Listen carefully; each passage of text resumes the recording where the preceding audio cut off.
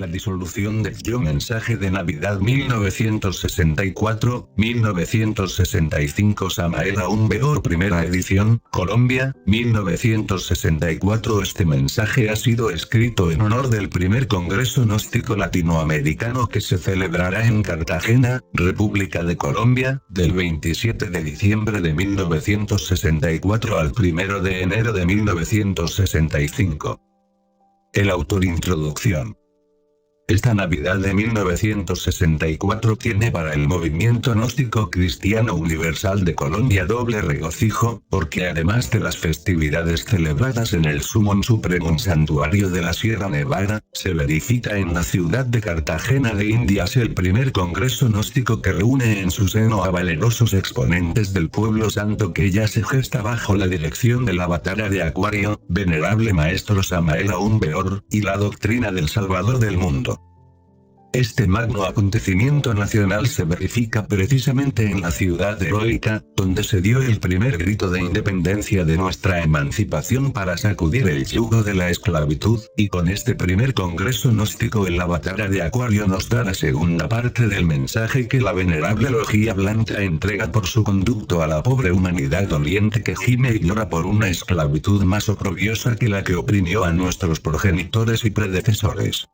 Buscad la verdad y ella os hará libres, leemos en los evangelios, conocimiento exacto que se cumple cada vez que un valeroso rompe con la maldad del mundo y busca realizarse a fondo.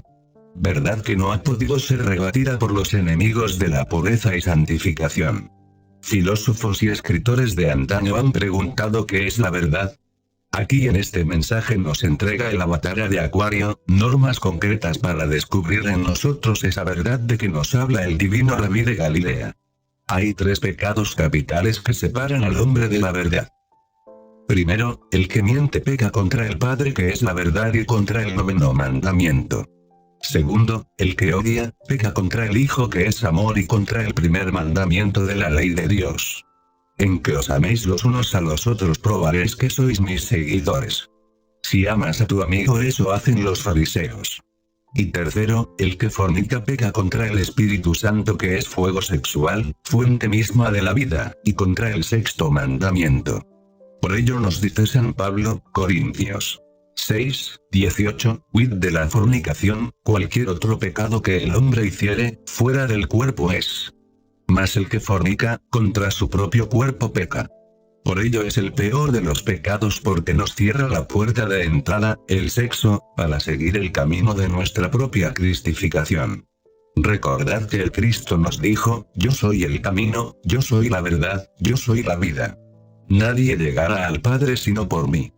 Por ello el Espíritu Santo o fuego sagrado en nosotros, está regido su ascenso por los méritos del corazón, siendo la morada del Padre en lo alto, la cabeza, la del Hijo en medio, en el corazón, y el del fuego sexual, Espíritu Santo, en el hueso sacro o coxis y frente a la puerta de entrada donde el Señor Jehová puso al ángel con espada de fuego, cuando expulsó al hombre del paraíso.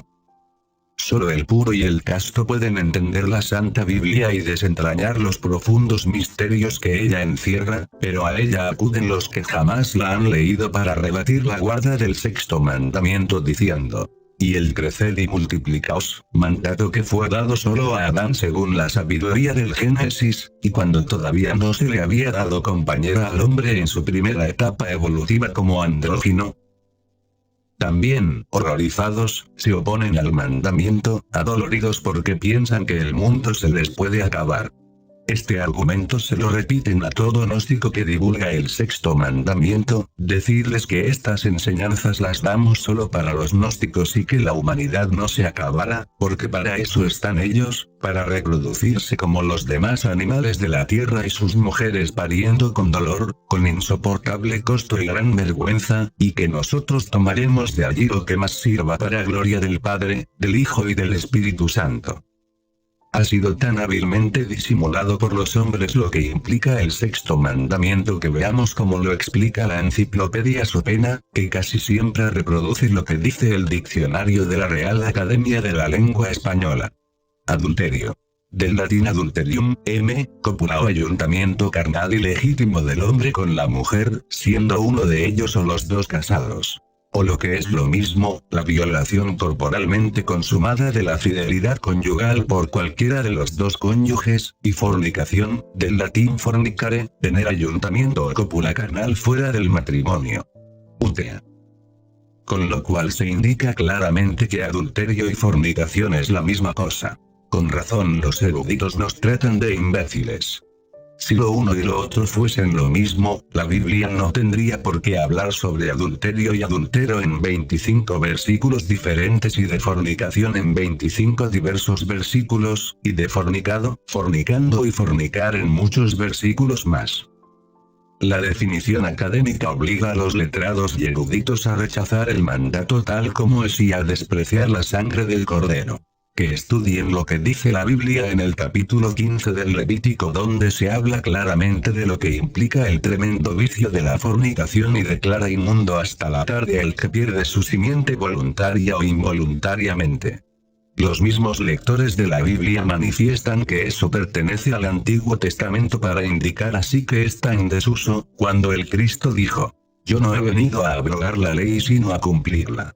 Preguntadles, ¿por qué aceptan los 10 mandamientos y hasta cobran los diezmos siendo del Antiguo Testamento? El diccionario de la Real Academia define la palabra besar.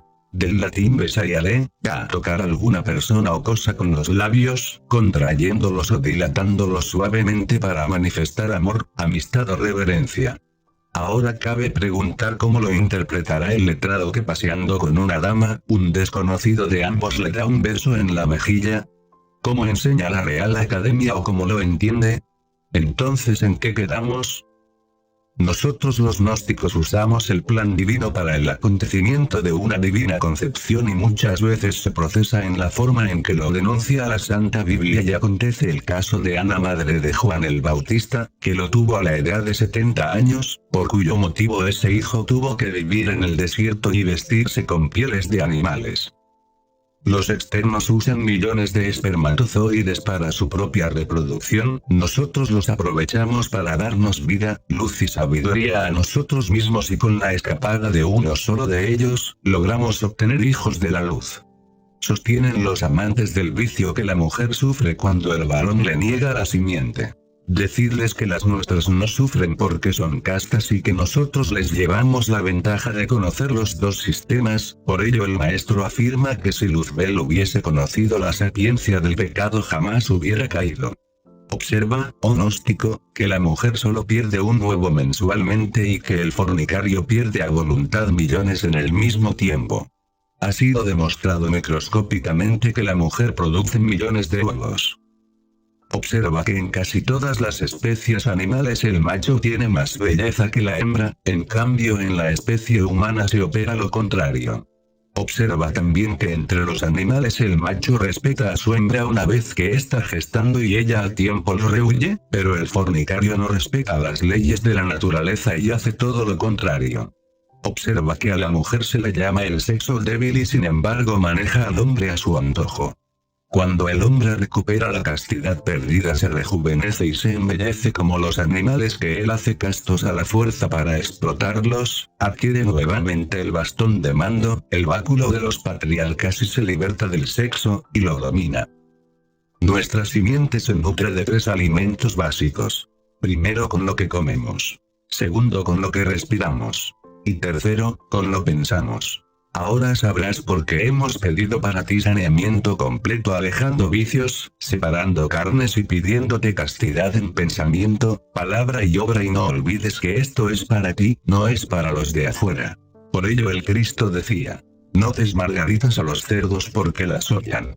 Observa, oh gnóstico, al humilde campesino que de sus siembras recoge lo que vale. La simiente o semilla, y deja que el bagazo se pudra en la tierra. No hagas como el habitante del abismo, que cuida mucho su cuerpo físico llenándolo de distinciones y agasajos y luego bota y hasta desprecia su simiente y rueda en la vejez como naranja exprimida pisoteada de todo transeúnte. Con justa razón nos ha dicho el maestro: si los hombres supieran lo que van a perder cuando van a fornicar, en lugar de ir riendo irían llorando. No hagas, oh gnóstico, como los habitantes del laberinto que alegran su tristeza con licores y lupanares. Toma el vino de luz, el licor de mandrágoras, el licor de los dioses para que permanezcas heroico y rebelde ante la maldad del mundo. Pero no cambies como Esaú los derechos de primogenitura por un plato de lentejas. Ni como la mujer de Lot, volviendo la cara al pasado, ni viviendo entre las dolorosas tumbas de los recuerdos. No creas, oh gnóstico, que sacar a las gentes del laberinto es cosa fácil. Para ello se requieren hombres de pureza inmaculada, virtud acrisolada y haber formado a Cristo en su corazón, y sin embargo, por ahí te atacarán los enemigos del Cristo interno para dañar honra y honor. Observa que al hablarle a un niño de matrimonio te tratará de loco porque él no tiene madurez para apreciar y juzgar el tema a tratar. Igual cosa pasará con los hombres que no tienen madurez espiritual. Si le hablas de la doctrina de la cristificación y de la redención, también te tratarán de loco y se unirán para atacarte. Por ello fue muerto con gran vergüenza el Hijo del Hombre, por predicar esta doctrina. Tampoco te alarmes porque hoy se opongan a la venta de tus libros las grandes librerías y se nieguen a imprimirlos las grandes editoriales. Ya llegará el día en que los pedirán y buscarán en bien de sus negocios y por sobre toda consideración. Los hombres tienen sus creencias y nosotros se las respetamos, y en medio de todas las creencias de los hombres se encuentran los buscadores de la sala de la sabiduría divina. Dadle siempre la mano a todos ellos como obras de misericordia. Ahora, escoge tú el camino. Agrada al mundo o agrada a Dios. Con los hombres la muerte y con el Padre la resurrección. Julio Medina V. Maestro Garga Cuichin Sumon Supremum Santuarium Gnosticum diciembre, 1964 Capítulo 1 El órgano cundartiguador. Han transcurrido muchísimos millones de años evolucionando e involucionando lentamente desde la noche aterradora del pasado y todavía el ser humano no sabe quién es, ni de dónde es, ni hacia dónde va. Un sopor de muchos siglos pesa sobre los antiguos misterios y el verbo aguarda en el fondo del arca, el instante de ser realizado. Tras de la tradición edénica hay desideratos cósmicos terribles, y equivocaciones sagradas que espantan y horrorizan. Los dioses también se equivocan. Y hoy como ayer, estamos enfrentados ante nuestro propio destino. Estamos ante el dilema del ser y del no ser de la filosofía. Mucho se ha hablado sobre la serpiente sagrada y hoy vamos a hablar claramente sobre el órgano cundartiguador. Dioses y devas, avataras y reyes divinos, han luchado desde hace millones de años para acabar con las consecuencias del órgano cundartiguador. Todos los esfuerzos de los profetas, avataras y dioses para acabar con el desastroso resultado del órgano cundartiguador han resultado inútiles. Es necesario saber que el órgano cundartiguador es el fuego desarrollado negativamente. La serpiente bajando, precipitándose desde el coxis, hasta los infiernos atómicos del hombre. El órgano cundartiguador es la horrorosa cola de Satán en el cuerpo de deseos de ese animal intelectual, falsamente llamado hombre. Lo que más duele, lo que más lastima al alma en esto es saber que algunos individuos sagrados le dieron a la humanidad el órgano cundartiguador. Dicen las viejas tradiciones que durante la época lemúrica vinieron a la Tierra ciertos individuos sagrados en una astronave cósmica. Esos individuos formaban una altísima comisión sagrada encargada de estudiar los problemas evolutivos e involutivos de la Tierra y de la humanidad. El arcángel Sakaki y el principal archifísico químico común universal Ángel Loisos, eran los dos individuos principales de esta santa comisión divina. Detrás de todo el drama del Edén, está la sagrada comisión de seres inefables. Ellos vinieron con cuerpo de carne y hueso y su nave aterrizó en la Lemuria. Por aquella antigua edad comenzaba el instinto humano a desarrollarse en razón objetiva.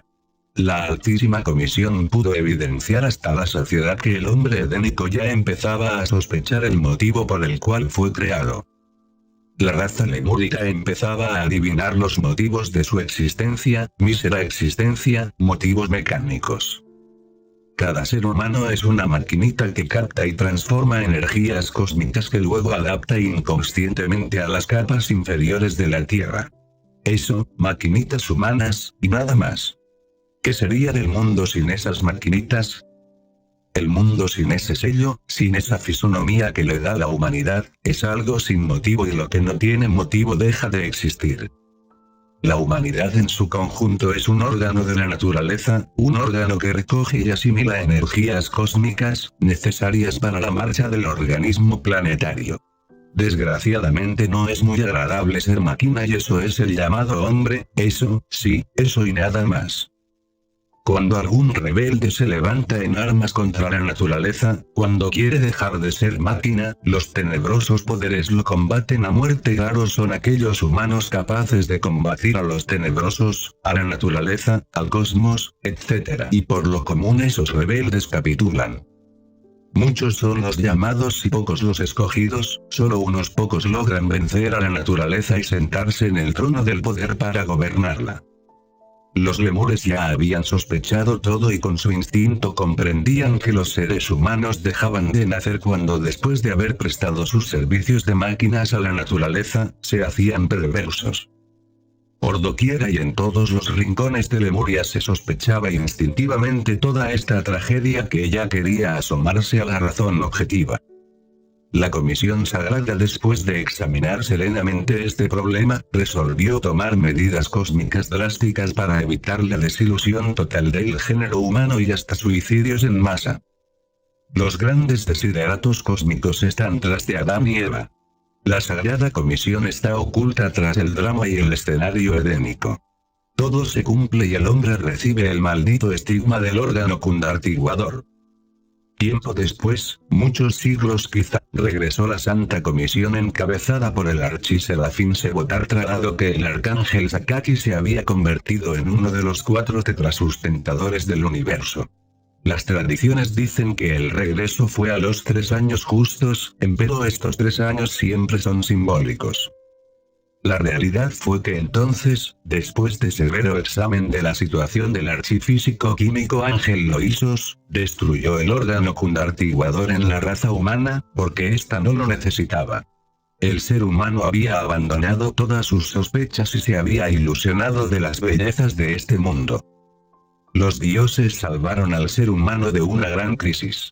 Lograron que se ilusionara de este mundo y que viviese en él como todo un ciudadano planetario, pero no pudieron salvarlo de las malas consecuencias del órgano cundartiguador. Realmente las malas consecuencias de dicho órgano se convirtieron en hábitos y costumbres equivocadas que al irse al fondo interno de nuestra psiquis, se convirtieron en el subconsciente. El ego o yo psicológico es el mismo subconsciente cuyas raíces se hallan en las malas consecuencias del órgano cundartiguador. Mucho luchó el Santísimo Asiata Shiemas para quitarle a la humanidad las malas consecuencias del órgano cundartiguador. Mucho sufrió el Santo Lama en el Tíbet para salvar a la humanidad de esas horribles consecuencias del mencionado órgano fatal. Muchas amarguras pasaron Buda, Jesús, Moisés y otros para libertar a la humanidad de las desastrosas consecuencias del órgano cundartiguador. La Sagrada Comisión de seres inefables se echó un terrible karma cósmico sobre sus hombros. Dicho karma será pagado en el futuro Manvantara. Escuchadme, hermanos gnósticos. Comprended que solo con los 3 factores de la revolución de la conciencia podéis acabar con las malas consecuencias del órgano cundartiguador. Esos 3 factores son: A. Muerte del yo psicológico. B. Nacimiento del ser en nosotros, y C. Sacrificio por la humanidad. El yo muere a base de rigurosa comprensión creadora. El ser nace en nosotros con el Maituna, magia sexual. Sacrificio por la humanidad es caridad y amor bien entendido. Las escuelas que enseñan la eyaculación del semen aun cuando lo hagan en forma muy mística, son realmente negras porque con esa práctica se desarrolla el órgano cundartiguador. Las escuelas que enseñan la conexión del lingam yoni sin eyaculación del semen, son blancas porque así sube el kundalini por el canal medular. Las escuelas que enseñan a fortificar el yo psicológico son negras porque así se fortalecen las malas consecuencias del órgano cundartiguador. Las escuelas que enseñan la disolución del yo, muerte mística, son blancas porque destruyen las malas consecuencias del órgano cundartiguador. El órgano cundartiguador es la cola de Satanás, el fuego sexual descendiendo desde el coxis hacia los infiernos atómicos del hombre. Capítulo 2. El ens minimis. Amadísimos hermanos gnósticos. Es necesario que en esta Navidad comprendáis a fondo todas las evoluciones e involuciones del ens minimis, porque dentro de él podréis vosotros hallar con suma paciencia todo el ens virtutis del elemento fuego. Cuentan las tradiciones esotéricas que después de la desaparición del continente Atlante, sobrevivieron ciertos conocimientos relativos al origen y significación del ens minimis. Dicen las viejas tradiciones que esos conocimientos relacionados con el ens minimis sobrevivieron al sumergimiento de la Atlántida, pero que después de unos 35 siglos de guerras incesantes todos esos conocimientos se perdieron. Los viejos sacerdotes cuentan que de toda la primitiva sabiduría relacionada con el ens minimis, solo quedó la tradición que afirmaba categóricamente la posibilidad de autorrealizarse íntimamente con el exeari, semen o esperma. Ciertas informaciones fragmentarias aquí y allá dispersas por distintos lugares, no indicaban los métodos para operar con el ens minimis y los primitivos arios descendientes de la Atlántida, cansados de tantas guerras comenzaron a indagar buscando el esoterismo del ens minimis. Los anhelantes buscadores de la luz sabían muy bien por las tradiciones que con el ens minimis se logra la autoperfección individual, pero desconocían la clave tántrica del Maituna y sufrían buscándola, mas no la encontraban. Realmente solo los viejos hierofantes egipcios, indostaníes, etc., descendientes de la antigua sociedad atlante llamada Akaldan, poseían toda la ciencia tántrica completa con la clave secreta del Maituna. Entrar a las viejas escuelas de misterios era algo muy difícil porque las pruebas eran muy terribles y muy pocos las pasaban con éxito. La gran mayoría de aspirantes a la luz nada sabían sobre el Maituna, pero por las tradiciones comprendían que con el ens minimis sabiamente transmutado se logra la autoperfección. El ignorante procede siempre ignorantemente, y muchos creyeron que con solo abstenerse sexualmente quedaría resuelto el problema de su autorrealización. Este concepto equivocado originó muchas comunidades de monjes abstemios organizados en sectas y religiones, que ignoraban el Maituna. Creyeron los ignorantes que con solo abstenerse quedaría resuelto el problema de su autoperfección. Así es y así ha sido y así será siempre la ignorancia. Lo más lamentable es que todavía a estas horas de la vida, existan no solo monjes, sino también muchos pseudo-ocultistas y pseudo-esoteristas convencidos que con solo abstenerse, ya está resuelto el problema de su autorrealización. En el esperma hay evoluciones formidables y tremendas involuciones. El solo trabajo natural de formación del esperma es evolutivo. El último resultado de todo lo que comemos y bebemos, es el esperma. Es también necesario saber que las evoluciones del esperma están sometidas a la fundamental ley cósmica sagrada, de Ekta Paraparsinok, que es la ley del Santo 7, la septenaria ley. Cuando el ens minimis o esperma completa sus evoluciones septenarias, debe recibir un impulso desde el exterior y ser transmutado con el Maituna, porque de lo contrario entra de lleno en el proceso de la involución o retroceso, convirtiendo al individuo en infrasexual degenerado. La involución de la esperma elabora entre muchas otras sustancias perniciosas, una especialmente maligna, que tiene la propiedad de originar dos tipos de acciones en el funcionalismo general del organismo. El primer tipo de acción consiste en provocar el depósito de grasa superflua dentro del organismo. El segundo tipo de acción consiste en originar en el ser humano ciertas vibraciones malignas conocidas en el esoterismo como vibraciones veneno-osquirianas. El primer caso origina cerdos humanos, es decir, hombres regordos, horribles, llenos de grasa. El segundo caso origina hombres flacos y enjutos, intensamente cargados con las perversas vibraciones veneno-osquirianas. Estas vibraciones se manifiestan en forma dual. Fanatismo en alto grado y cinismo experto, son en síntesis, la dual manifestación de esas tenebrosas vibraciones. El fanatismo suele ser externo y el cinismo resulta interno. He aquí dos caras de una misma medalla. El anverso y el reverso. Lo más grave de todo esto y de esa absurda abstinencia sexual es que las tenebrosas vibraciones veneno-osquirianas no solo estimulan las malas consecuencias del órgano cundartiguador, sino que también pueden desarrollar realmente dicho órgano maligno. Si tenemos en cuenta que todo opuesto contiene a su contrario y que por lo tanto dentro de la misma luz están las tinieblas y viceversa, y que dentro de la virtud está su opuesto en estado latente, etc., debemos entonces comprender a fondo la palabra Kundalini.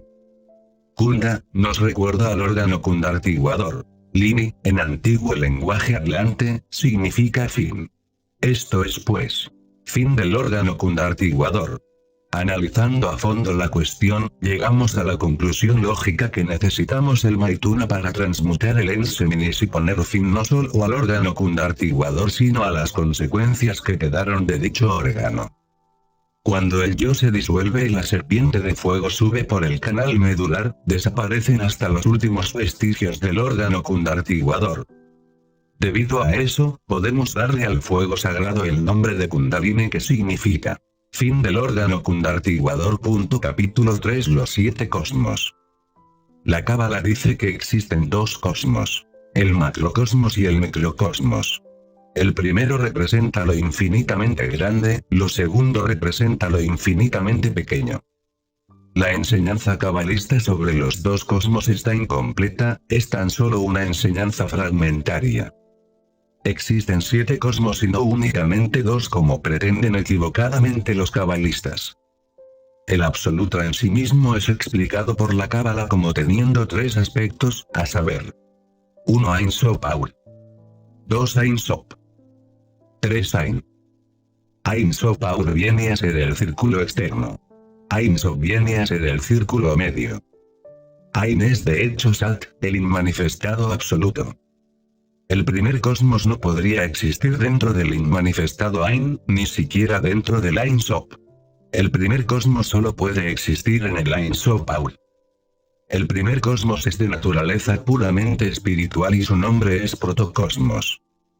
El segundo es el Ayocosmos o Melagocosmos, esto es, el gran cosmos, todos los soles, todos los mundos del espacio infinito. El tercer cosmos es el macrocosmos del cual hablan los cabalistas en sus libros y está compuesto por la Vía Láctea con sus 18 millones de soles que giran alrededor del Sol central Sirio. El cuarto es el deuterocosmos, que está constituido por el Sol de nuestro sistema solar con todas sus leyes. El quinto es el mesocosmos, nuestro planeta Tierra. El sexto es el microcosmos hombre. El séptimo es el tritocosmos, lo infinitamente pequeño, átomos, moléculas, insectos, microbios, electrones, etc. Y además el Avicii, abismo. Entre el microcosmos hombre y el macrocosmos existen el mesocosmos y el deuterocosmos, por lo tanto resulta un poco caprichosa aquella frase que dice: el hombre es el microcosmos del macrocosmos. Cada uno de los 7 cosmos tiene sus leyes propias. El gnóstico tiene que estudiar las leyes que gobiernan a estos 7 cosmos, a fin de saber cuál es el puesto que ocupamos en la vida y cómo debemos hacer para lograr la liberación final. Rayo de la creación. Dice el maestro G que el rayo de la creación inicia su crecimiento desde el absoluto y termina en la luna. El error del maestro G consiste en creer que la luna es un fragmento desprendido de la Tierra. La luna es mucho más antigua que la Tierra, es un mundo ya muerto, un mundo que perteneció a otro rayo de la creación. Realmente nuestro propio rayo de creación se inició en el absoluto y terminó en el infierno, infernus, Avicii, Tartarus griego, Averno romano, reino mineral sumergido, morada fatal de los tenebrosos sublunares.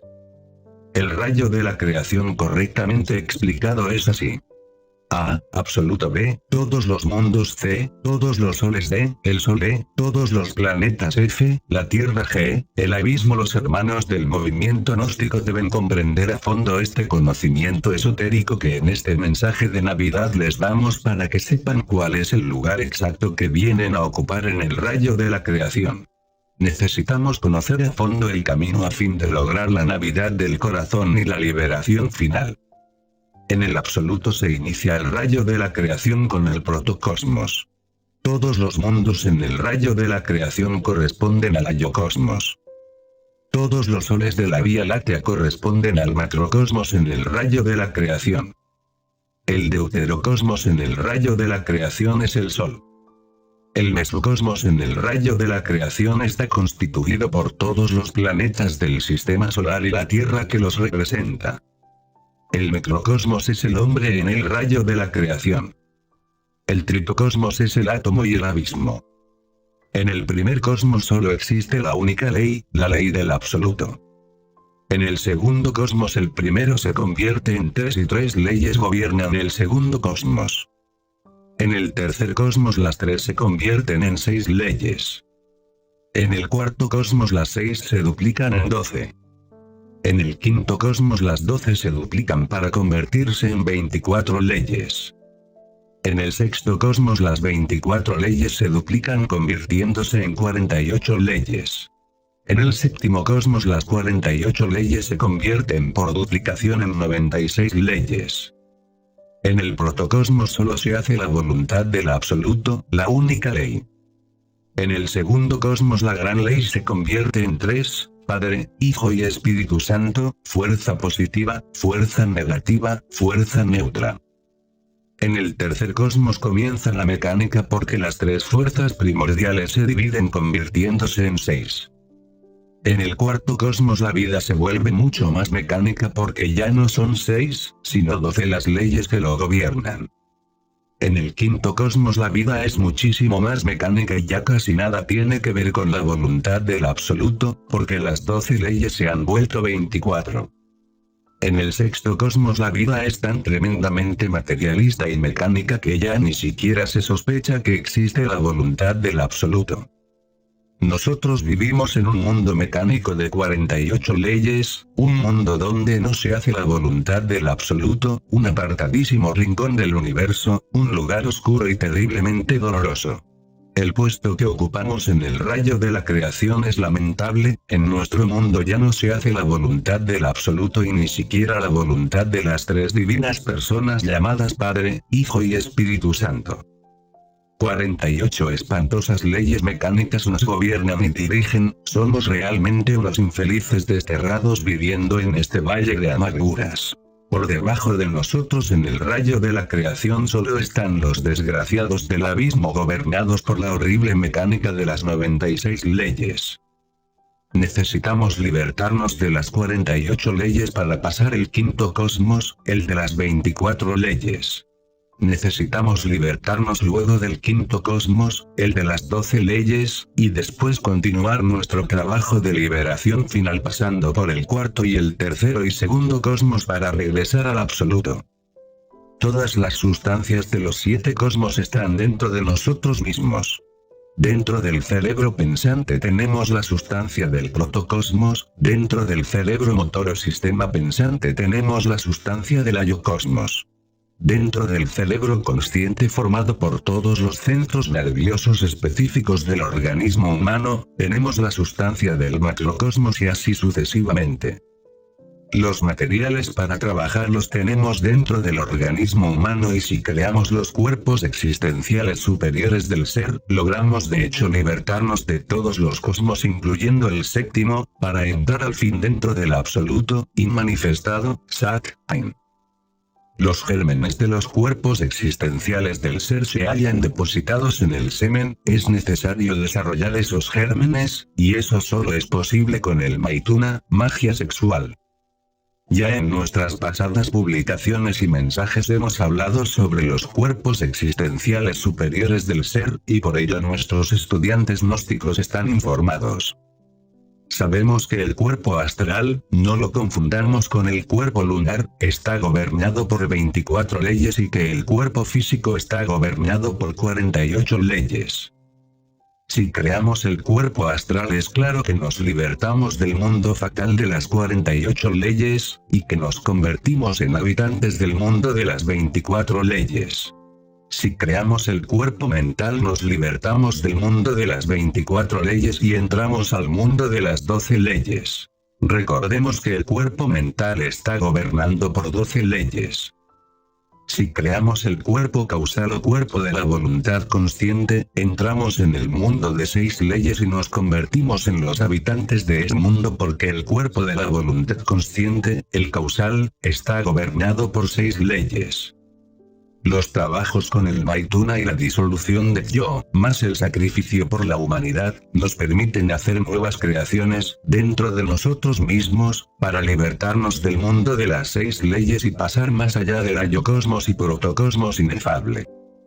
Es necesario que todos nuestros estudiantes gnósticos comprendan en esta Navidad que solo creando los cuerpos existenciales superiores del ser, y celebrando la muerte del yo y la Navidad del corazón, podrán lograr la liberación final. El ser solo puede entrar dentro de aquel que ha creado los cuerpos existenciales superiores. La Navidad del corazón solo puede ser celebrada de verdad por aquel que haya creado los cuerpos existenciales superiores del ser. La constitución del animal intelectual llamado equivocadamente hombre, es la siguiente. A. Cuerpo físico. B. Cuerpo vital. C. Cuerpo lunar de deseos. D. Cuerpo mental lunar. E. El yo pluralizado. F. El Bhagata. Los 3 aspectos del Atman Buddhi Manas, o espíritu divino, espíritu de vida, espíritu humano, no han encarnado en el ser humano porque éste no posee todavía los cuerpos solares, es decir, los cuerpos existenciales del ser. Todos nuestros esfuerzos se dirigen a libertarnos de la luna que desgraciadamente llevamos en nuestros cuerpos lunares. Creándonos los cuerpos solares, nos libertamos de la influencia lunar. Solo con el Maituna, magia sexual, podemos darnos el lujo de crear nuestros cuerpos solares porque los gérmenes de dichos cuerpos se hallan en el semen. Los cuerpos lunares, nos tienen viviendo en el mundo de las 48 leyes, el valle de las amarguras. Los cuerpos lunares son femeninos, por eso los hombres de este mundo, en los mundos internos después de la muerte son mujeres subconscientes, frías, fantasmales.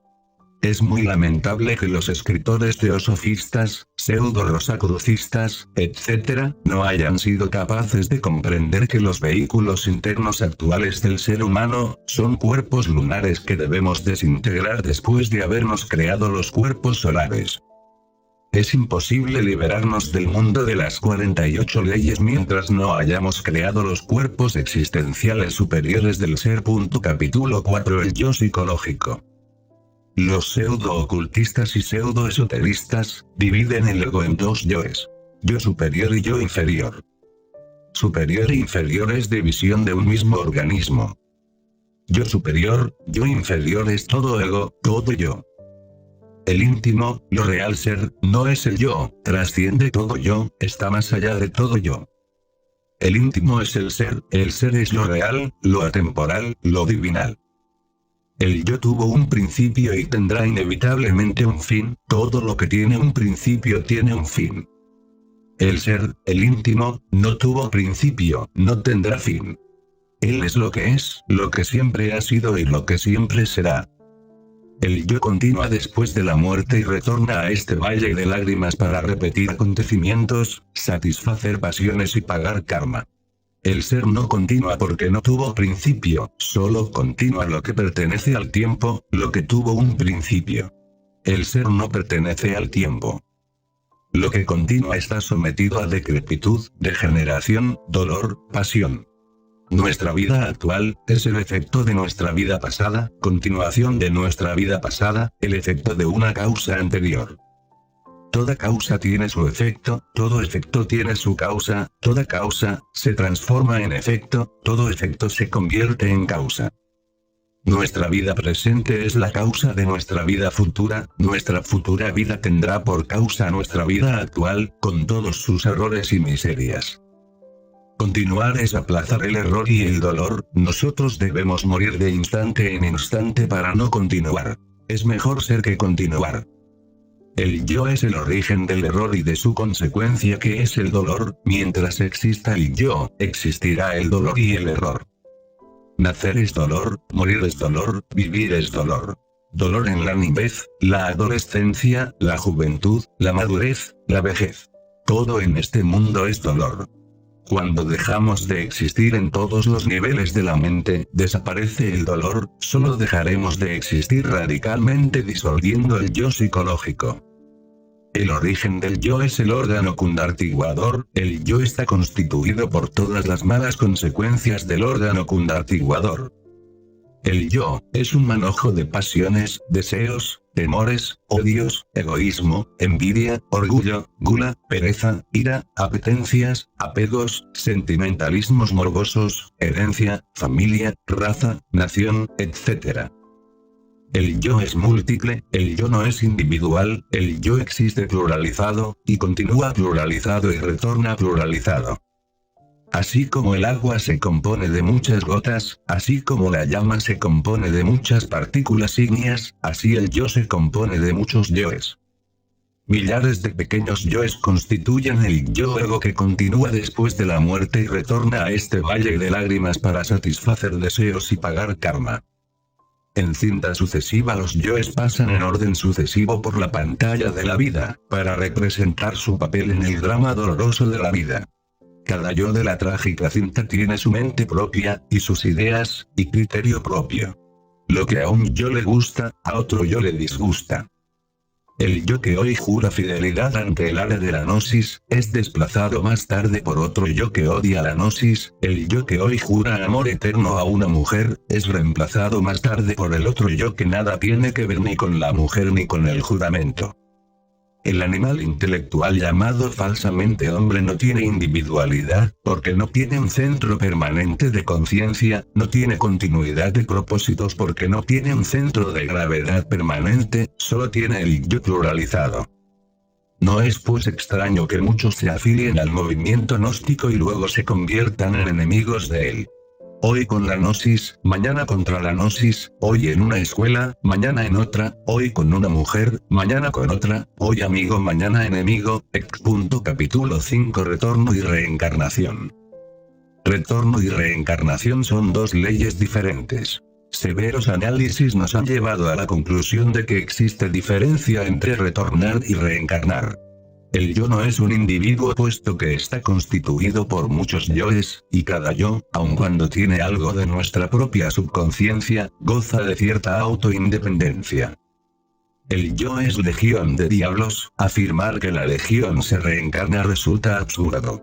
Es exacto afirmar que el individuo se reencarna, pero no es exacto afirmar que la legión se reencarna.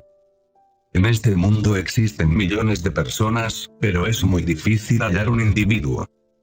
Solo creando nuestros cuerpos existenciales superiores del ser, disolviendo el yo, y encarnando el ser, nos convertimos en individuos.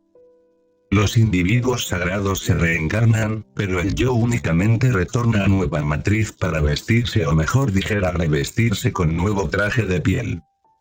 El yo continúa en nuestros descendientes mediatos o inmediatos, el yo es la raza, el error y el dolor que continúan. Algunos ignorantes pseudo-ocultistas suponen equivocadamente que la personalidad se reencarna y a menudo confunden la personalidad con el yo. La personalidad no es el yo, la personalidad no se reencarna, la personalidad es hija de su tiempo y muere en su tiempo. La personalidad no es el cuerpo físico. La personalidad no es el cuerpo vital, la personalidad no es el yo, la personalidad no es el alma, la personalidad no es el espíritu. La personalidad es energética, sutil, atómica y se forma durante los primeros 7 años de la infancia con la herencia, costumbres, ejemplos, etc., robusteciéndose con el tiempo y las experiencias. 3 cosas van al panteón o cementerio.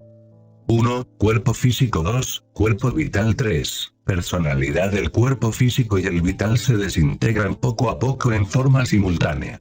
La personalidad deambula por el cementerio o panteón y solo a través de varios siglos se va desintegrando.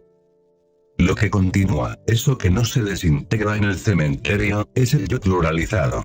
La legión del yo continúa con un cuerpo común, dicho cuerpo no es el astral como suponen muchos. El cuerpo que usa la legión del yo es el cuerpo lunar o cuerpo molecular. Es necesario que los estudiantes gnósticos no confundan el cuerpo lunar con el cuerpo solar. El cuerpo solar es el cuerpo astral. Solo aquellos que han trabajado con el Maituna durante muchos años poseen realmente el cuerpo astral. Los pequeños yoes que habitan en el cuerpo lunar se proyectan por todas las regiones de la mente cósmica, y regresan a su cuerpo común, el cuerpo lunar. El yo vestido con su cuerpo lunar retorna a una nueva matriz para revestirse con el traje de piel y repetir en este valle de lágrimas, sus mismas tragedias y amarguras. Solo aquellos que poseen el ser se reencarnan. Los que no poseen el ser, retornan. Se necesita poseer el ser para reencarnarse. Se necesita no poseer el ser para retornar. Es sacrificio reencarnarse, es un fracaso retornar. Se reencarnan los individuos sagrados para salvar al mundo. Retornan los imbéciles para atormentar al mundo. Las reencarnaciones sagradas fueron siempre celebradas en el Tíbet con grandes fiestas religiosas. Jesús de Nazaret fue una reencarnación. El nacimiento de Jesús fue el acontecimiento más grande del mundo. Capítulo 6 Disolución del yo. Hermanos míos, es necesario que vosotros en esta Navidad comprendáis a fondo la necesidad de disolver el yo. El peligro más grande que existe en la vida, es el de convertirnos en anasmusianos. Quien no trabaja en la disolución del yo en cada existencia se va degenerando más y más hasta que por fin deja de nacer porque se ha convertido en anasmusiano peligroso. Existen 4 clases de anasmusianos. 1. Anasmusiano de tipo cretino, demasiado decrépito, estúpido y degenerado. 2. Anasmusianos fuertes, astutos, perversos. 3. Anasmusianos con doble centro de gravedad pero que no tienen cuerpo astral, y solo usan cuerpo lunar. 4. Anasmusianos con doble centro de gravedad y cuerpo astral. Los anasmusianos de primer tipo son verdaderos cretinos, idiotas, y degenerados sumamente perversos, pero que ya no tienen ni siquiera fuerzas para ser perversos. Esa clase se desintegra rápidamente después de la muerte del cuerpo físico. Los anasmusianos del segundo tipo continúan retornando a este mundo en órganos del reino animal. Los anasmusianos de tercer grado fueron iniciados de magia blanca y adquirieron muchos poderes psíquicos, pero como no disolvieron el yo, se extraviaron del camino y cayeron en la magia negra. Esta clase de anasmusianos es como una moneda de 2 caras, el anverso y el reverso. 2 personalidades internas, una blanca, otra negra, cada una de esas 2 personalidades tiene autoindependencia y psíquicos poderes. Los anasmusianos de cuarto tipo son verdaderos bodhisattvas caídos que cometieron el error de fortificar el yo. Estos anasmusianos tienen doble centro de gravedad, la divina y la diabólica. Lo más grave de todo es que tienen cuerpo astral. Ejemplo. Andramelech, este anasmusiano confunde a los invocadores inexpertos, los 2 Andramelech son uno, el blanco y el negro. Ambos adeptos son opuestos y sin embargo son uno, y ambos son verdaderos maestros, el uno de la logía blanca, y el otro, de la logía negra. Muchos iniciados que lograron crearse los cuerpos existenciales superiores del ser, fracasaron porque no disolvieron el yo psicológico. Esos iniciados no pudieron celebrar la Navidad del corazón, no lograron encarnar al ser, a pesar de poseer los cuerpos existenciales superiores, y se convirtieron en anasmusianos con doble centro de gravedad.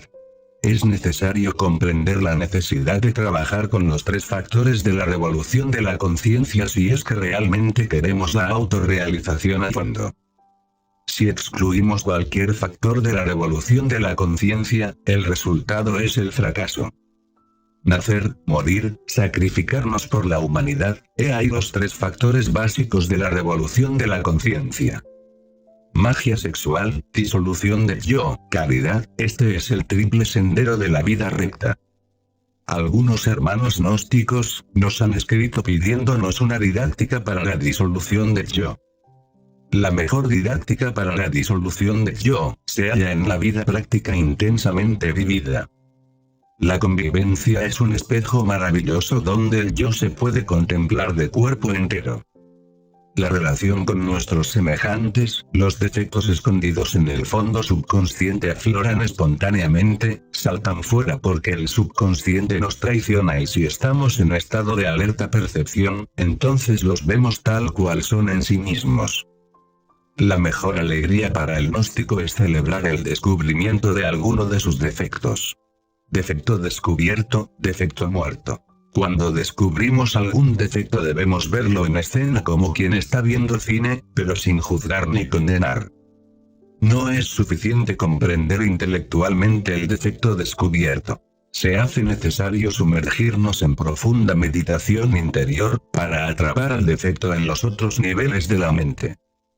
La mente tiene muchos niveles y profundidades, y mientras no hayamos comprendido un defecto en todos los niveles de la mente, nada hemos hecho, y este continúa existiendo como demonio tentador en el fondo de nuestro propio subconsciente. Cuando un defecto es íntegramente comprendido en todos los niveles de la mente, entonces este se desintegra con su pequeño yo, que lo caracteriza, reduciéndolo a polvareda cósmica en los mundos suprasensibles. Así es como vamos muriendo de instante en instante, así es como vamos estableciendo dentro de nosotros un centro de conciencia permanente, un centro de gravedad permanente. Dentro de todo ser humano que no se halla en último estado de degeneración, existe el Buddhata, el principio budista interior, el material psíquico o materia prima para fabricar eso que se llama alma. El yo pluralizado gasta torpemente dicho material psíquico en explosiones atómicas absurdas de envidias, codicia, odios, celos, fornicaciones, apegos, vanidades, etc. Conforme el yo pluralizado va muriendo de instante en instante, el material psíquico se va acumulando dentro de nosotros mismos, convirtiéndonos en un centro permanente de conciencia. Así es como vamos individualizándonos poco a poco, desegoistizándonos nos individualizamos. Empero aclaramos que la individualidad no es todo. Con el acontecimiento de Belén debemos pasar a la sobreindividualidad. El trabajo de disolución del yo es algo muy serio, necesitamos estudiarnos a sí mismos profundamente en todos los niveles de la mente. El yo es un libro de muchos tomos.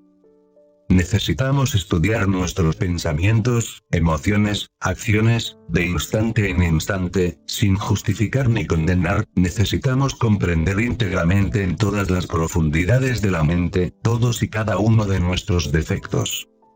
El yo pluralizado es el subconsciente. Cuando disolvemos el yo, el subconsciente se convierte en consciente. Necesitamos convertir el subconsciente en consciente y eso solo es posible logrando la aniquilación del yo. Cuando el consciente pasa a ocupar el puesto de subconsciente, adquirimos eso que se llama conciencia continua. Quien goza de conciencia continua vive a todo instante consciente no solo en el mundo físico, sino también en los mundos superiores. La humanidad actual es subconsciente en un 97% y por ello duerme profundamente no solamente en el mundo físico, sino también en los mundos suprasensibles durante el sueño del cuerpo físico y después de la muerte. Necesitamos la muerte del yo, necesitamos morir de instante en instante, aquí y ahora, no solamente en el mundo físico, sino también en todos los planos de la mente cósmica. Debemos ser despiadados para con nosotros mismos y hacerle la disección al yo, con el tremendo bisturí de la autocrítica. Capítulo 7 La lucha de los opuestos. Un gran maestro decía: buscad la iluminación que todo lo demás se os dará por añadidura. El peor enemigo de la iluminación es el yo. Es necesario saber que el yo es un nudo en el fluir de la existencia, una obstrucción fatal en el flujo de la vida libre en su movimiento. Se le preguntó a un maestro: ¿cuál es el camino? ¡Qué magnífica montaña!, dijo, refiriéndose a la montaña donde tenía su retiro. No os pregunto acerca de la montaña, sino acerca del camino. Mientras no puedas ir más allá de la montaña, no podrás encontrar el camino, replicó el maestro. Otro monje hizo la misma pregunta a ese mismo maestro. Allá está justo delante de tus ojos, respondióle el maestro. ¿Por qué no puedo verlo? Porque tienes ideas egoístas. ¿Podré verlo, señor? Mientras tengas una visión dualista y digas, yo no puedo y así por el estilo, tus ojos estarán oscurecidos por esa visión relativa. Cuando no hay yo, ni tú, ¿se le puede ver? Cuando no hay yo ni tú, ¿quién quiere ver? El fundamento del yo, es el dualismo de la mente. El yo se sostiene por el batallar de los opuestos. Todo el razonamiento se fundamenta en el batallar de los opuestos. Si decimos fulano de tal es alto, queremos decir que no es bajo. Si decimos estoy entrando, queremos decir que no estamos saliendo. Si decimos estoy alegre, afirmamos con ello que no estamos tristes, etc. Los problemas de la vida no son sino formas mentales con dos polos, uno positivo y otro negativo. Los problemas se sostienen por la mente y son creados por la mente.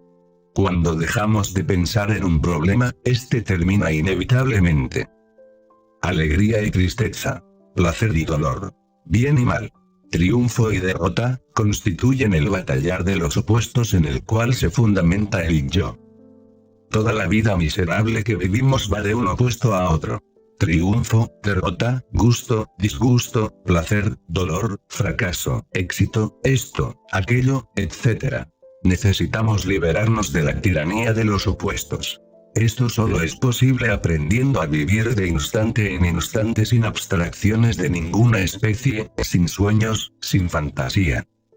¿Habéis observado cómo las piedras del camino están pálidas y puras después de un torrencial aguacero? Uno solo puede murmurar un no. De admiración. Nosotros debemos comprender ese o. De las cosas sin deformar esa exclamación divina con la batalla de los opuestos. Josu preguntó al maestro Nansen. ¿Qué es el Tao? La vida común, respondió Nansen. ¿Cómo se hace para vivir de acuerdo con ella? Si tratas de vivir de acuerdo con ella, huirá de ti. No trates de cantar esta canción, deja que ella misma se cante. ¿Acaso el humilde hipo no viene por sí solo? Hermanos míos, recordad en esta Navidad esta frase. La gnosis vive en los hechos. Se marchita en las abstracciones y es difícil de hallar, aun en los pensamientos más nobles. Le preguntaron al maestro Gokujo, ¿tenemos que vestir y comer todos los días? ¿Cómo podríamos escapar de esto? El maestro respondió. Comemos, nos vestimos. No comprendo, dijo el discípulo. Entonces vístete y come, dijo el maestro. Esta es precisamente la acción libre de los opuestos. Comemos, nos vestimos. ¿Por qué hacer un problema de eso? ¿Por qué estar en otras cosas mientras estamos comiendo y vistiendo? Si estás comiendo, come.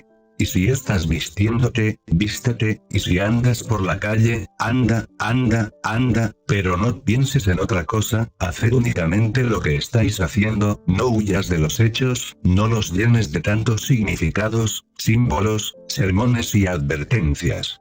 Vívelos sin alegorías, con mente receptiva de instante en instante. Amadísimos hermanos gnósticos que hoy celebran con nosotros la fiesta de Navidad.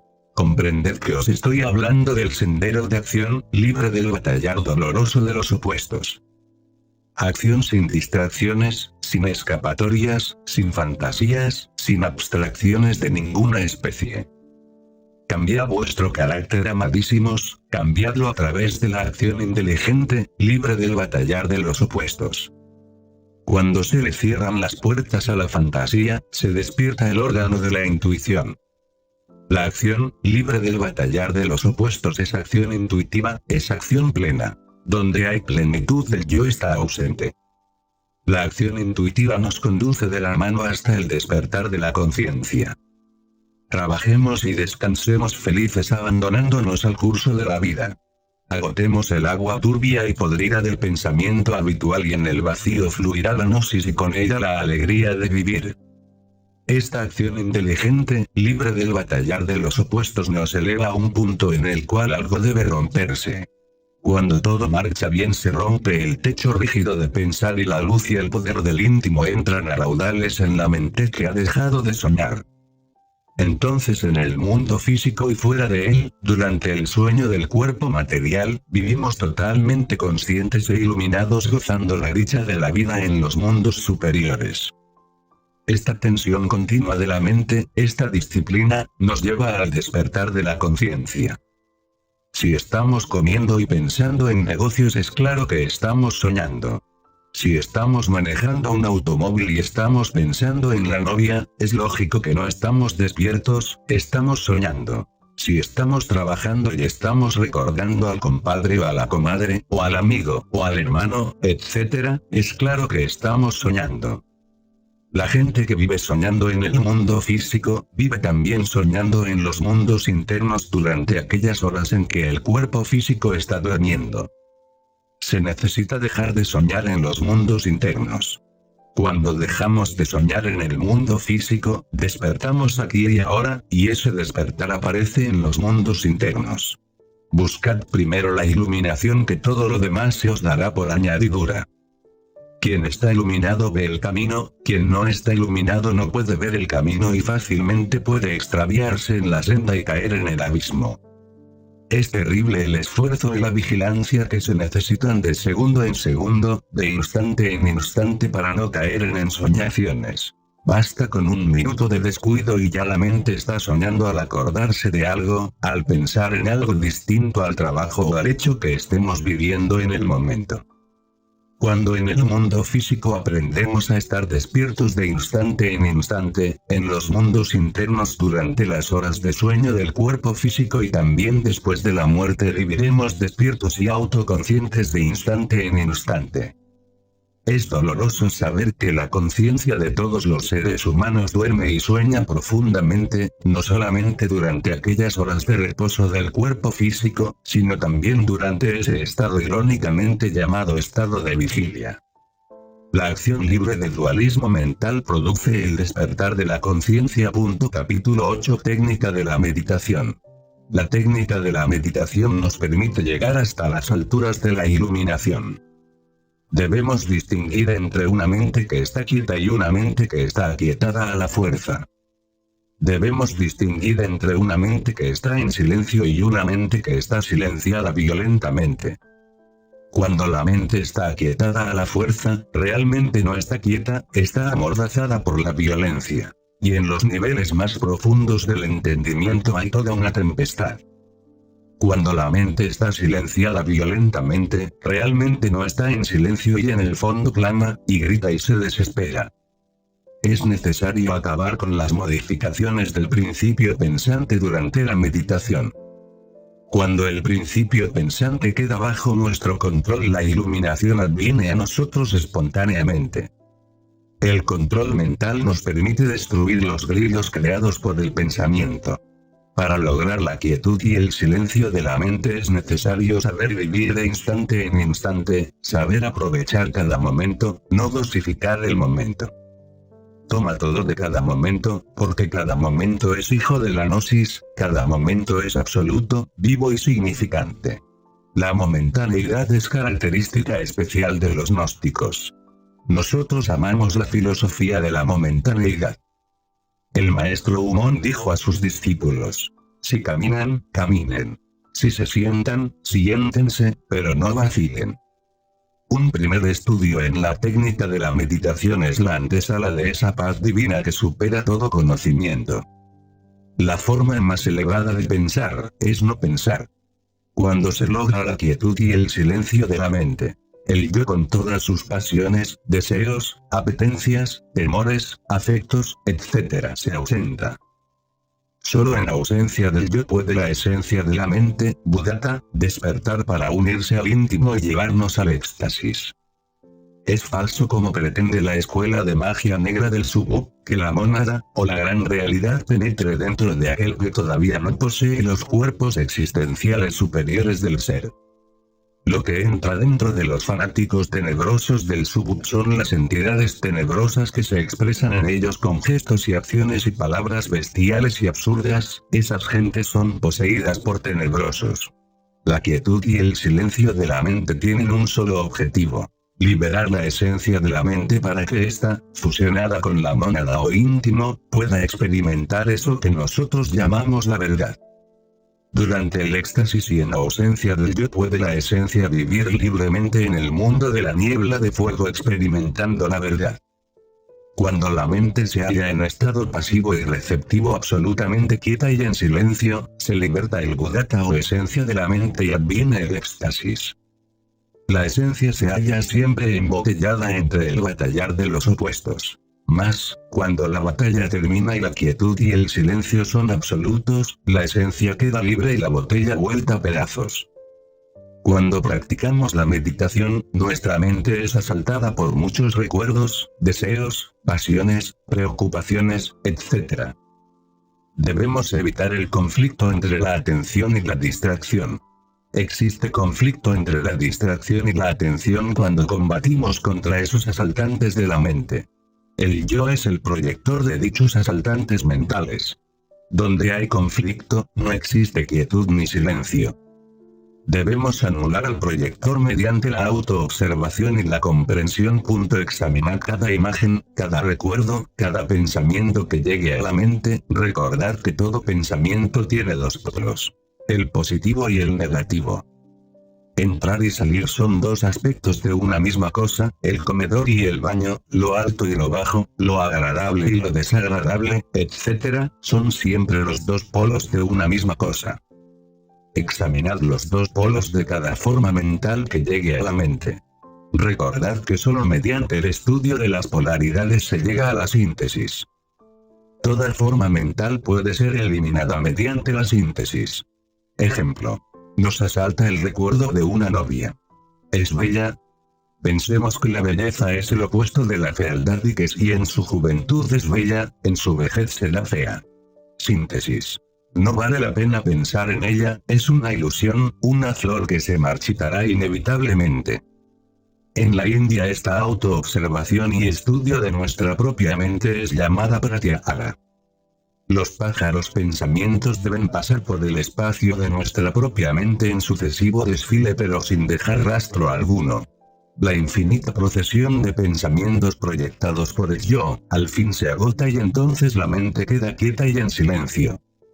Un gran maestro autorrealizado dijo: solamente cuando el proyector, es decir el yo, está ausente por completo, entonces sobreviene el silencio que no es producto de la mente.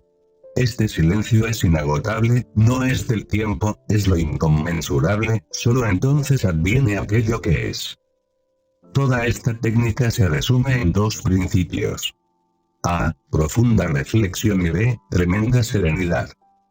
Esta técnica de la meditación con su no pensamiento, pone a trabajar la parte más central de la mente, la que produce el éxtasis. Recordad que la parte central de la mente es eso que se llama el Buddhata, la esencia, la conciencia. Cuando el Buddhata despierta quedamos iluminados, necesitamos el despertar del Buddhata, la conciencia. El estudiante gnóstico puede practicar sentado al estilo occidental o al estilo oriental. Es aconsejable practicar con los ojos cerrados para evitar las distracciones del mundo exterior. Conviene relajar el cuerpo evitando cuidadosamente el que algún músculo quede en tensión. Resulta magnífico saber combinar inteligentemente la meditación con el sueño a fin de que la materia no estorbe. El Buddhata, la esencia, es el material psíquico, el principio búdico interior, el material anímico o materia prima con la cual damos forma al alma. El Buddhata, es lo mejor que tenemos dentro y despierta con la meditación interior profunda. El Buddhata es realmente el único elemento que posee el pobre animal intelectual para llegar a experimentar eso que llamamos la verdad. No pudiendo el animal intelectual encarnar al ser debido a que todavía no posee los cuerpos existenciales superiores, lo único que puede es practicar la meditación para autodespertar el Buddhata y conocer la verdad. Jesús el Divino Maestro, cuya Navidad celebramos en este año de 1964, dijo: conoced la verdad y la verdad os hará libres. Capítulo 9. El éxtasis. Isan envió al maestro Koisen un espejo. Koisen lo mostró a sus monjes y dijo: ¿este es el espejo de Isan o el mío? Si dicen que es de Isan, ¿cómo puede ser que se encuentre en mis manos? Si dices que es mío, ¿acaso no le he recibido de las manos de Isan? Habla, si no lo haré pedazos. Los monjes no pudieron pasar entre esos dos opuestos y el maestro volvió pedazos el espejo. Es imposible el éxtasis mientras la esencia esté embotellada entre los opuestos. En tiempos de Babilonia vino al mundo el Bodhisattva del Santísimo Asyata Shamash, un gran avatara. El Bodhisattva no estaba caído y como todo Bodhisattva tenía normalmente desarrollados los cuerpos existenciales superiores del ser. Cuando llegó a la edad responsable llegó al monte Veciniana y se metió en una caverna. Cuenta la tradición que hizo 3 tremendos ayunos de 40 días cada uno acompañado de sufrimiento intencional y voluntario. El primer ayuno él lo dedicó a la oración y a la meditación. El segundo ayuno fue dedicado a revisar toda su vida y las vidas pasadas. El tercer ayuno fue el definitivo, fue dedicado a acabar con la asociación mecánica de la mente, no comió y solo bebió agua y cada media hora se arrancaba 2 pelos del pecho. Existen 2 tipos de asociación mecánica que vienen a hacer la base de los opuestos. A. Asociación mecánica por ideas, palabras, frases, etc. B. Asociación mecánica por imágenes, formas, cosas, personas, etc. Una idea se asocia a otra, una palabra a otra, una frase a otra y viene el batallar de los opuestos. Una persona se asocia a otra, el recuerdo de alguien viene a la mente, una imagen se asocia a otra, una forma a otra y continúa el batallar de los opuestos. El Bodhisattva del Avatara Asyata Shamash sufriendo lo indecible, y ayunando 40 días, mortificándose espantosamente, sumido en profunda meditación íntima, logró la disociación de la mecánica mental y su mente quedó solemnemente quieta y en imponente silencio. El resultado fue el éxtasis con encarnación de su real ser. Asyata Shamash hizo en Asia una gran obra fundando monasterios y estableciendo por donde quiera gobernantes de conciencia despierta. Este bodhisattva pudo encarnar a su real ser durante la meditación debido a que tenía los cuerpos existenciales superiores del ser. Aquellos que no tienen los cuerpos existenciales superiores del ser no pueden lograr que la divinidad o el ser operen dentro de ellos o se encarnen, pero sí pueden liberar la esencia para que se fusione con el ser y participe de su éxtasis. En estado de éxtasis podemos estudiar los grandes misterios de la vida y de la muerte. Hay que estudiar el ritual de la vida y de la muerte, mientras llega el oficiante, el íntimo, el ser. Solo en ausencia del yo se puede experimentar la dicha del ser. Solo en ausencia del yo, adviene el éxtasis. Cuando se logra la disociación de la mecánica mental, viene eso que los orientales llaman estallido de la bolsa, irrupción del vacío. Entonces hay un grito de júbilo porque la esencia, el Buddhata, se ha escapado de entre la batalla de los opuestos y ahora participa de la comunión de los santos. Solo experimentando el éxtasis, se sabe lo que es la verdad y la vida. Solo en ausencia del yo gozamos la dicha de la vida en su movimiento. Solo en estado de éxtasis podemos descubrir el hondo significado de la Navidad que esta noche celebramos con júbilo en nuestro corazón. Cuando en estado de éxtasis estudiamos la vida del Cristo, descubrimos que gran parte del drama cósmico representado por el Señor, se quedó sin escribir. Debemos practicar diariamente la meditación gnóstica, se puede practicar solo o acompañados.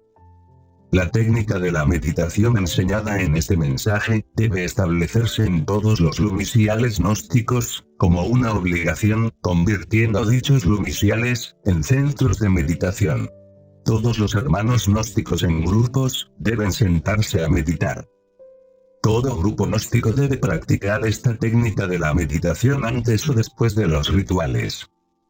También se puede y se debe practicar la técnica de la meditación en la casa, diariamente. Quienes puedan salir de paseo al campo deben hacerlo para meditar en el silencio del bosque. Basados en este mensaje y con estas enseñanzas se necesita incluir dentro del orden de los lumisiales gnósticos, la técnica de la meditación. Entregamos a los lumisiales, la única técnica que debe ser aceptada por todos los lumisiales. Es falso asegurar que la gran realidad pueda operar dentro de un individuo que no posea los cuerpos existenciales del ser. Es estúpido afirmar que la gran realidad penetre dentro de alguien, como lo pretenden los tenebrosos del disque para arrojar fuera de nosotros las entidades animales instintivas sumergidas que constituyen el yo pluralizado. Repetimos. La gran realidad no puede penetrar dentro de aquellos que no posean los cuerpos existenciales superiores del ser. Solo con el Maituna, magia sexual, podemos crear los cuerpos superiores existenciales del ser. El gran avatar Asyata Shiemas pudo encarnarse en su Bodhisattva cuando este último se hallaba con la mente en absoluta quietud y silencio. Debido al hecho concreto de que ya poseía los cuerpos existenciales superiores del ser, desde antiguas reencarnaciones. Es necesario también aclarar que después del éxtasis, a pesar de recibirse un tremendo potencial de energía, no por ello queda disuelto el yo, como creen equivocadamente muchos estudiantes de ocultismo. La disolución del yo solo es posible a base de profunda comprensión e incesante trabajo diario en nosotros mismos de instante en instante. Explicamos todo esto para que no se confunda la meditación gnóstica con las prácticas tenebrosas del Subub y muchas otras escuelas de magia negra. Cuando un místico alcanza el éxtasis, siente al regresar al cuerpo físico la necesidad urgente de crearse los cuerpos existenciales superiores del ser y el indescriptible anhelo de disolver el yo. El éxtasis no es un estado nebuloso sino un estado de asombro trascendente asociado a una perfecta claridad mental. Hermanos míos, os deseo feliz Navidad y próspero Año Nuevo.